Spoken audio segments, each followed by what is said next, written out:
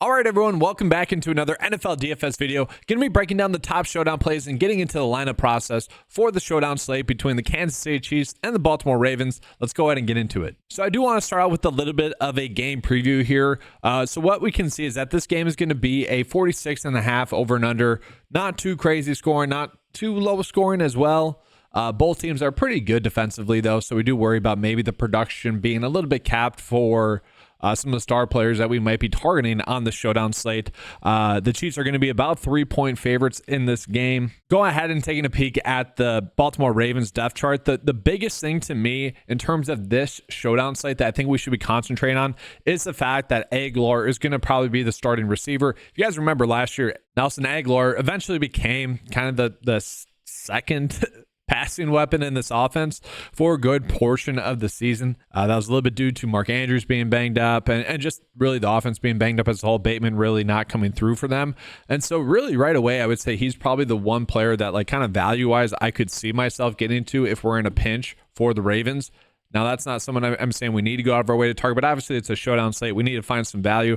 I would say for the Ravens, he might be the best value. That being said, another thing that we notice when we're looking at kind of the depth chart as well is going to be the fact that Justice Hill is going to be the running back number 2 in this offense, most likely going to be the third down running back. And so 3 points is not a lot, the fact that the Ravens are 3-point dogs, but there is the chance that Vegas thinks they could be playing from behind. Maybe he gets a little bit of work catching passes out of the backfield. And we can see, guys, last year he was productive. Last year he barely put up zeros, which is a weird way of looking at it, but we can find some sort of values that maybe have a little bit of upside in terms of maybe breaking a big play in the passing game that also has a floor that also we probably don't have to worry about getting to zero.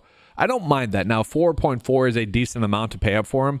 And then when we look at the Baltimore Ravens in terms of who we would want to be paying up for, the issue is that it is going to be hard to pay up for multiple Baltimore Ravens players. And so we look at it, guys. Lamar Jackson, how much is Derrick Henry being there going to affect his game, honestly? Like, obviously, Henry should be an upgrade from Gus Edwards and really from all the other running backs that they've had there in the past. And so will Jackson just not rush the football as much? I don't think we're kind of worried about Jackson really rushing for that many touchdowns. Now, sure, at the start of the season, he had, 2 pretty early on.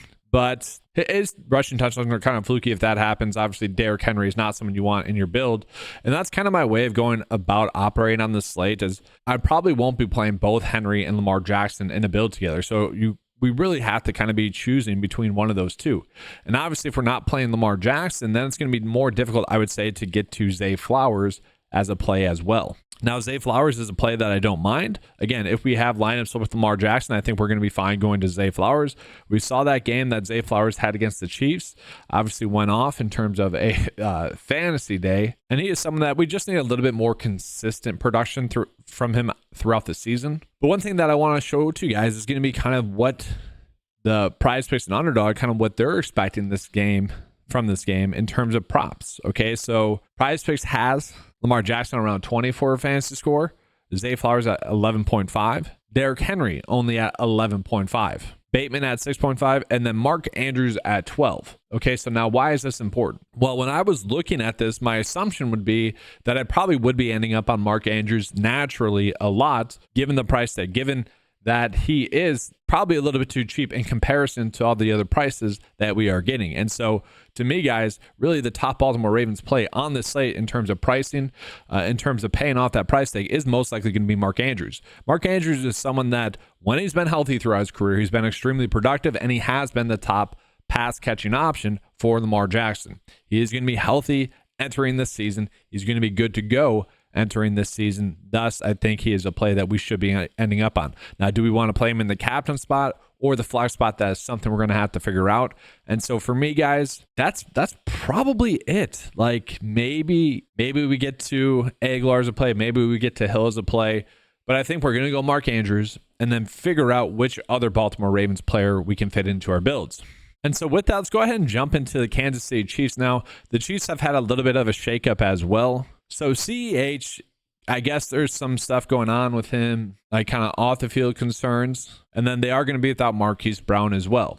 So their backup running back and then a starting receiver for them. Maybe they're receiver number 1. We don't know that just yet. My expectation was that he was going to be the receiver number 1 entering the season. Obviously, that's not going to happen. So we look at the depth chart again. Rice is going to be the player I think everyone naturally gravitates to on the slate, which I would say is the correct decision. He got force-fed a bunch at the tail end of the season last year, and we saw that happen again in the preseason. I think that's a pretty good indication that he is going to be the top passing weapon for Patrick Mahomes, especially in terms of receiver. We'll see if it's Travis Kelce or not, but I still think it's probably going to be Rice. I think we're going to see Kelce be, throughout the season at least, be maybe limited in terms of snaps, kind of like he was throughout the season last year. Try to save him, if you will, for the playoffs. That being said, with Marquise Brown being out, we are probably expecting Xavier Worthy to start, and he is someone that I do think they're going to try to get a couple of deep shots to, and he is someone that I do think we should probably be looking at a little bit in terms of DFS, just because there is going to be that high upside there. Then looking at it, guys, we are probably going to see Justin Watson be the starter for the Kansas City Chiefs at the receiver spot for them. And so if we're trying to find some value, I would say Justin Watson is someone that does scream as a good value. He is someone that should be playing about 50% of the snaps. I think he is a better value option than maybe Nelson Agholor. Agholor maybe has a little bit more of touchdown upside.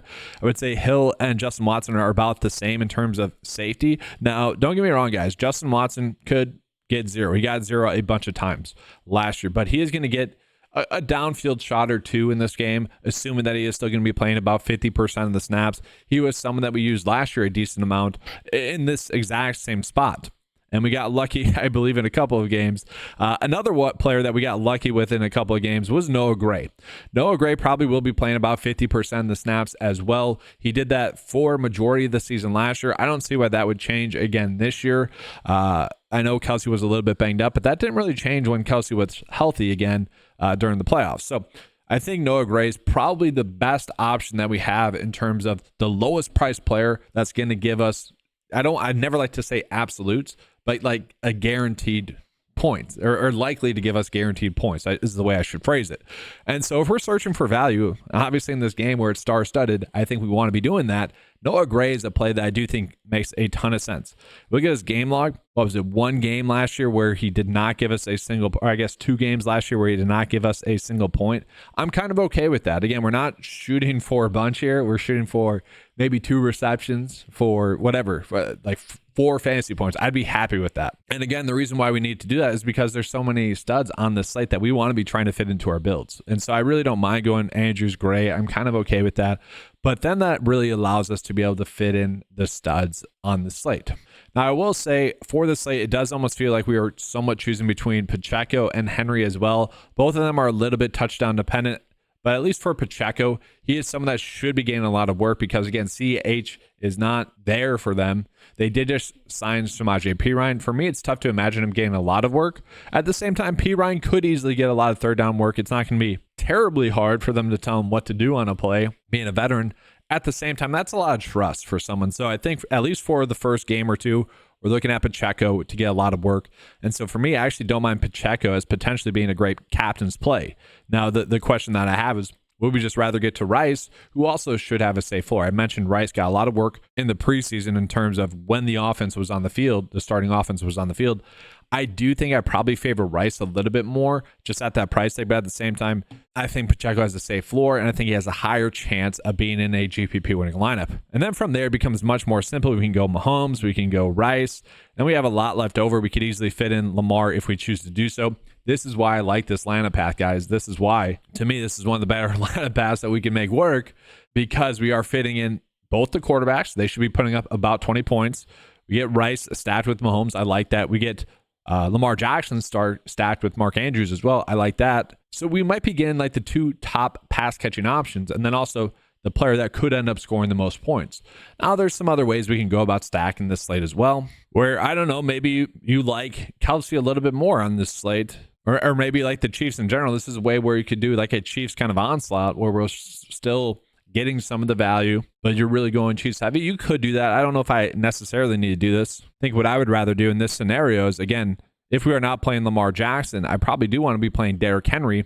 1,000 left over here. Could we pay up for someone? We could. Instead of going Justin Watson, maybe go Justice Hill. I don't think there's that much of a difference. Do I exactly want to be putting Henry and Justice Hill in a lineup together? No, but that's kind of the nature of the beast. And if push comes to shove, We could go Mark Andrews in the captain spot and then maybe go with one of the kickers. Now, I do want to do two things. I want to see what like prize picks and what their prop site is kind of telling us for Kansas City for their fantasy score. Now I want to show you guys kind of what the top lineup is per the lineup builder. And so we got some of the prop lines coming in. So we are going to see that, yeah, Watson is getting a projection of 3.5, which is not terrible per prize picks. Now the projection data likes a little bit more, so that's really not a bad one for us. Rice and Pacheco are about the same, so that does probably echo a little bit of what I was just saying, where we probably are chasing Rice a little bit more than Pacheco, just given the price difference, but I do think Pacheco has a stronger chance of scoring a touchdown. All right, so now I'm going to get into the 9-to-5 lineup builder here, guys, which I do want to call is going to be included in your 9-to-5 membership. If you guys would like to sign up, you can. Get 20% off your first month by using promo code KEEPCASHING. So that makes your $10 month membership $8 for the first month. Take advantage of that. But I'm just going to go ahead and run this lineup builder real quick. So to start, you just got to give it 2 data points to go off of whatever. We'll just round up for Lamar Jackson and Patrick Mahomes. We're just going to generate this. And so the top lineup that spit out to us, and this is a little bit different than what I was seeing, that's why I like to do this, would actually be Mahomes, Harrison Buckner, Justin Tucker, Lamar Jackson, Rice, and Xavier Worthy. I actually don't mind that. I think that does have some GPP winning upside there. Where Lamar Jackson, I do think you can get away with kind of solo stacking him because he does have that rushing upside. Tucker would also contribute to that if, let's say, Jackson is rushing a lot, maybe not, the team's not scoring as much. Let's say Henry's not scoring a touchdown rushing. Yeah, that makes sense for Tucker. And then maybe Buckner with us going Rice and Worthy with Mahomes. I don't mind that. You get a couple extra points in there. That's not terrible. Do I really want to go 2 kickers in a build together that much? Probably not, but that is certainly interesting. I don't mind that. Now let's just see the exposures there. So it really likes Buckner. I'm definitely not going to do 95% of him. Probably like 20, honestly. Maybe even that out a little bit more. And then I don't think we need to get to Alley at all. Wondering why they're getting there. $200. Yeah, maybe he gets one catch. I guess I get why it's trying to fit him in there. That's definitely too much. I wouldn't go there. $200. Again, the lowest I'm probably going is going to be Noah Gray. And so, I just don't see the need to do that. I would probably just delete these lineups with Alley for now and feel better about that. But that's going to be all for this video, guys. Hopefully, you guys enjoyed the coverage. Hopefully, you have a good start to your season in NFL DFS. Appreciate you guys being here. Make sure to give a like and subscribe to the channel. And we'll be coming out with a Thursday night props video as well. Make sure to check that out. Should be posted after this video. All right, thanks for watching. Good luck. And as always, let's keep cashing.